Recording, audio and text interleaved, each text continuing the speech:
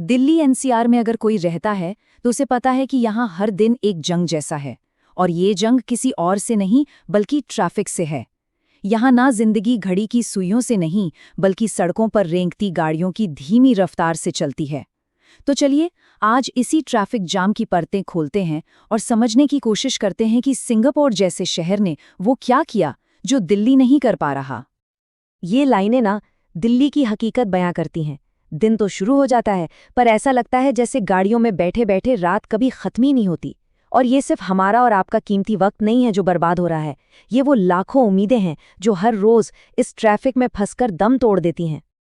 बात सिर्फ वक्त की बर्बादी की नहीं है, ये बहुत बड़ा आर्थिक घाटा भी है।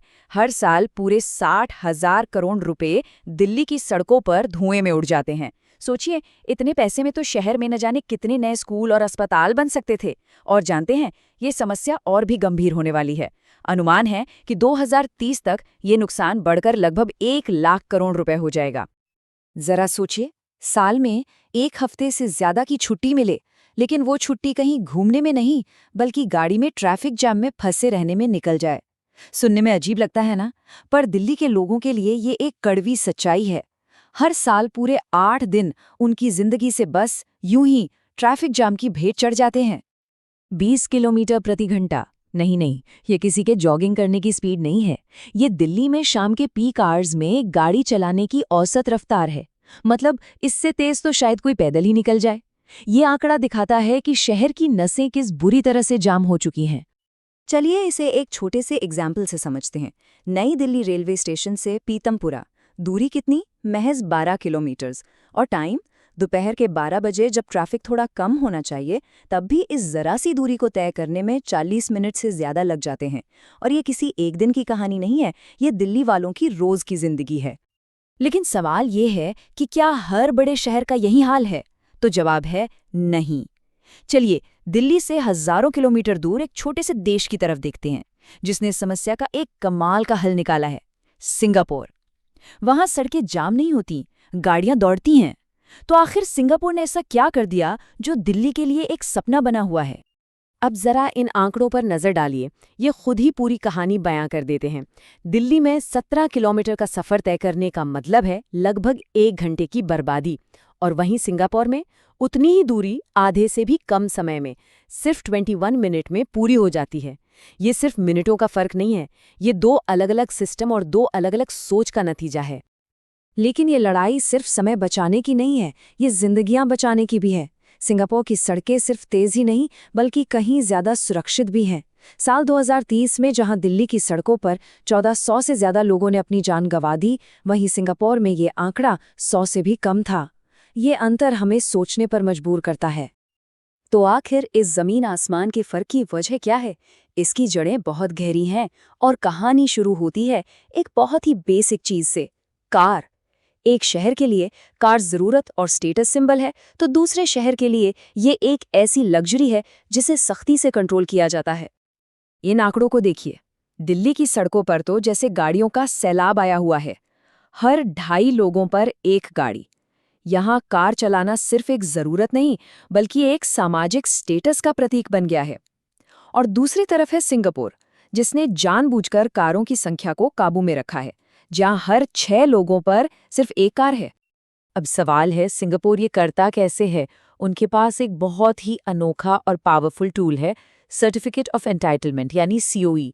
इसे ऐसे समझे कि आप कार नहीं खरीद रहे बल्कि आप 10 साल के लिए कार रखने का अधिकार खरीद रहे हैं। और ये अधिकार आपको कार खरीदने से भी पहले खरीदना पड़ता है। और इस अधिकार को खरीदने की कीमत, जरा दिल थाम कर सुनिए, औसतन 64 लाख रुपए। जी हाँ, आपने बिल्कुल सही सुना।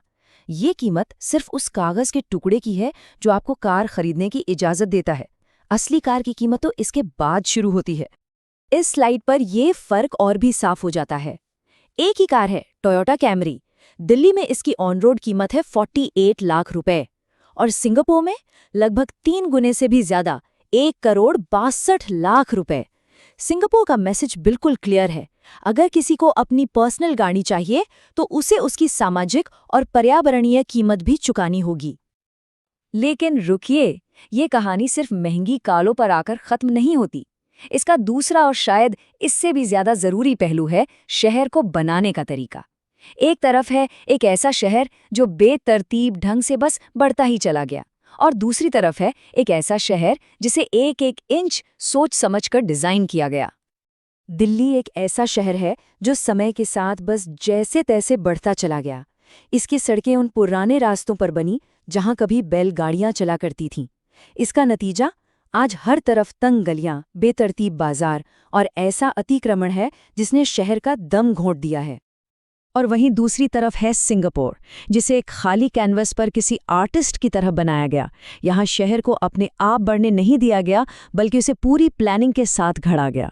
सड़कें गाड़ियों के हिसाब से बनी, ना कि गाड़ियां पुरानी सड़कों के हिसाब से चली। हर चीज का हिसाब रखा गया। इस अंतर को समझने के लिए एक टर्म है FSI। सीधे सीधे कहें तो ये बताता है कि जमीन के एक टुकड़े पर कितनी ऊंची इमारत बन सकती है। दिल्ली में ये FSI बहुत कम है, इसलिए शहर बाहर की तरफ फैलता जा रहा है। वहीं सिंगापुर में ये बहुत ज्यादा है, इसलिए शहर ऊपर की तरफ बढ़ता है, जिससे दूरियां कम होती है और पब्लिक ट्रांसपोर्ट ज्यादा असरदार होता है। लेकिन देखिए, अच्छी सड़कें और सख्त नीतियां कहानी का सिर्फ एक हिस्सा हैं। असली फर्क तो उन लोगों से पड़ता है जो इन सड़कों पर गाड़ी चलाते हैं। तो चलिए अब बात करते हैं ड्राइविंग की मानसिकता की। एक तरफ वो शहर जहां नियम सिर्फ सुझाव हैं, और दूसरी तरफ वो शहर जहां नियम ही कानून है। दिल्ली की सड़कों पर उतरते ही ऐसा महसूस होता है जैसे किसी जंग के मैदान में आ गए हों। यहाँ हर कोई बस रेस जीतना चाहता है। सिग्नल तोड़ना, गलत साइड से निकल जाना, ये सब तो आम बात है। ये एक ऐसी सोच है जहां मेरा समय हर किसी की सुरक्षा से ज्यादा जरूरी हो जाता है। और इस सोच को बदलने का सिंगापुर का तरीका बहुत सीधा और सिंपल है। भारी जुर्माना। दिल्ली में रेड लाइट तोड़ने पर 1000 रुपए का चालान होता है, लेकिन सिंगापुर में यही गलती करने पर जेब से सीधे 25,000 रुपए निकल सकते हैं। जब नियम तोड़ने का दर्द इतना ज्यादा हो तो अनुशासन अपने आप आ ही जाता है। तो हमने समस्या को समझा, उसके पीछे के कारणों को भी जाना। अब आता है सबसे बड़ा सवाल, क्या दिल्ली कभी बदल सकती है? क्या सिंगापुर का मॉडल दिल्ली के लिए कोई रास्ता दिखा सकता है? इसका समाधान एक 3 स्टेप प्लान में हो सकता है। पहला, COE जैसे नियम लाकर कार खरीदना मुश्किल बनाया जाए। दूसरा, पब्लिक ट्रांसपोर्ट को इतना शानदार बना दिया जाए कि लोगों को अपनी कार की जरूरत ही महसूस ना हो। और तीसरा, शहर को बाहर की तरफ नहीं बल्कि ऊपर की ओर विकसित किया जाए। हाँ, ये बहुत बड़े और मुश्किल बदलाव हैं, लेकिन एक बेहतर कल के लिए ये कीमत तो चुकानी ही होगी। तो कुल मिलाकर दिल्ली का ट्रैफिक जाम सिर्फ गाड़ियों का जाम नहीं है, ये असल में खराब सरकारी नीतियों, अधूरी शहरी योजनाओं और हम सबकी एक जिद्दी मानसिकता का जाम है। और इसे खोलने के लिए इन तीनों तालों में एक साथ एक ही चाबी लगानी होगी। तो हम इसी एक सवाल के साथ इस चर्चा को खत्म करते हैं।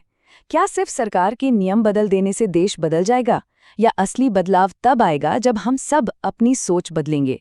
आखिरकार कोई भी शहर अपनी सड़कों या इमारतों से नहीं बल्कि अपने नागरिकों से बनता है।